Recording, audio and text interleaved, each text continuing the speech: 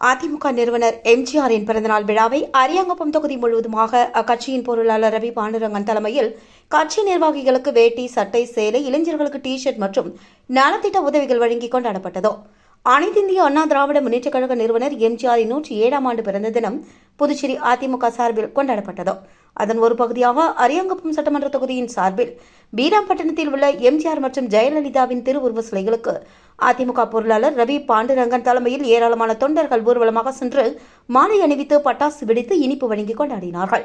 அதனை அடுத்து அன்னை இந்திரா நகர், சுப்பையா நகர், கோட்டைமேடு, தேங்காய்திட்டு என பல்வேறு இடங்களில் எம்ஜிஆரின் பிறந்த நாளை கொண்டாடினர்.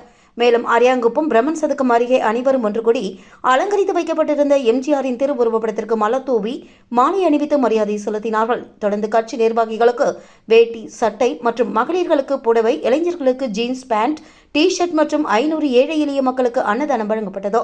இந்நிகழ்ச்சிக்கான ஏற்பாட்டினை தொகுதி கழக செயலாளர் ராஜா ஏற்பாடுகளை செய்திருந்தார்.